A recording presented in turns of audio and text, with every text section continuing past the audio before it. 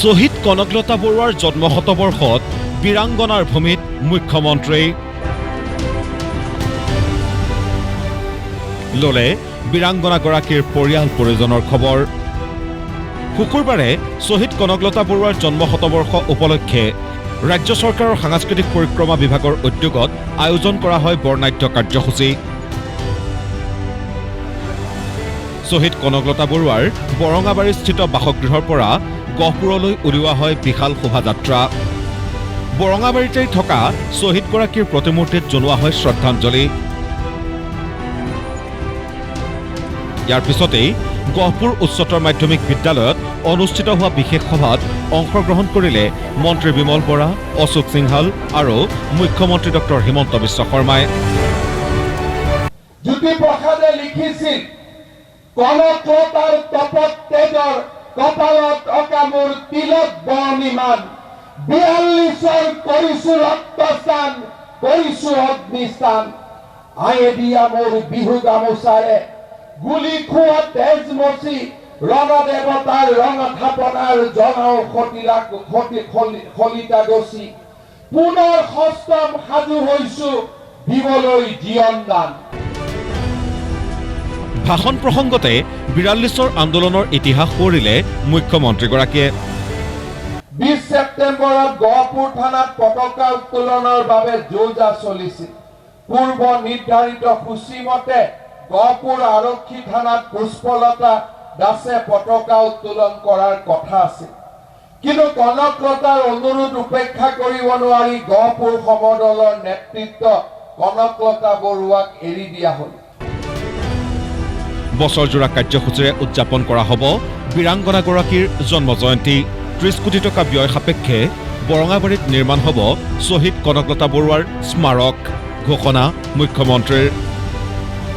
জন্ম জয়ন্তীৰ সময়ছোৱাতে শ্বহীদ কনকলতা বিশ্ববিদ্যালয়ৰ কামো আমি আৰম্ভ কৰিম আৰু শ্বহীদ কনকলতা বৰুৱাৰ সমগ্ৰ বাসভৱনকে ধৰি সম্পূৰ্ণ বৰঙাবাৰী অঞ্চলত এটা ৩০ কোটি টকা খৰচ কৰি আমি স্মাৰক এটা নিৰ্মাণৰ বাবেও অসম চৰকাৰে সিদ্ধান্ত গ্ৰহণ কৰিছে।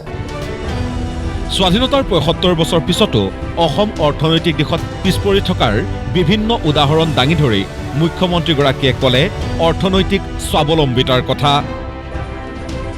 যিমান দিনলৈ অসমীয়াই ৰাজনৈতিকভাৱে স্বাধীন হৈ থাকিও অৰ্থনৈতিকভাৱে আমি পৰাধীন হৈ থাকিম, সেই দিনটোলৈকে শ্বহীদ কনকলতা বৰুৱাৰ আত্মত্যাগে যি স্বাভাৱিক মূল্য পাব লাগে সেই মূল্য কেতিয়াও পাব নোৱাৰে।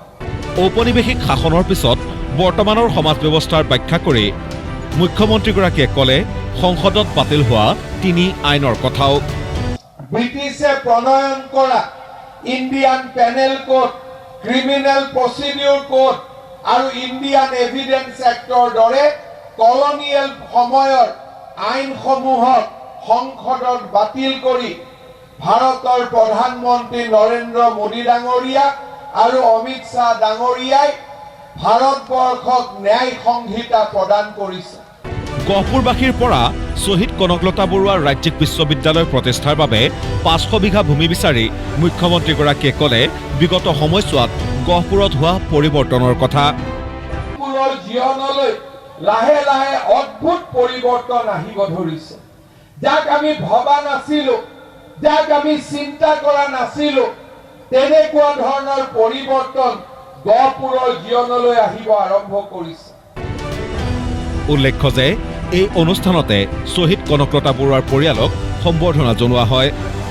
অনুষ্ঠানৰ শেষত ঐতিহাসিক বৰপুখুৰীৰ পাৰত থকা শ্বহীদ কনকলতা বৰুৱা আৰু শ্বহীদ মুকুন্দ কাকতিৰ প্ৰতিমূৰ্তিত শ্ৰদ্ধাঞ্জলি জ্ঞাপন কৰে মুখ্যমন্ত্ৰীগৰাকীয়ে।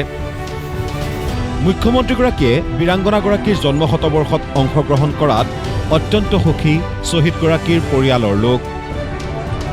প্ৰতি বছৰে আমি ২২ ডিচেম্বৰ কনকলতা বৰুৱাৰ জন্মদিনটো আমাৰ জন্মগৃহত পাতি আহিছোঁ। এইবাৰ এটা আমাৰ গৌৰৱৰ দিন আৰু অসম চৰকাৰৰ সাংস্কৃতিক বিভাগৰ উদ্যোগত বিশ্বনাথ জিলাৰ সহযোগত গহপুৰ হাইস্কুল খেলপথাৰত ১০০ বছৰীয়া জন্ম জয়ন্তী ভাগ পাতিবলৈ আয়োজন কৰিছে। হেলেমৰ পৰা পৰশ শইকীয়াৰ সহযোগত বুবুল হাজৰিকাৰ ৰিপৰ্ট প্ৰতিদিন টাইম।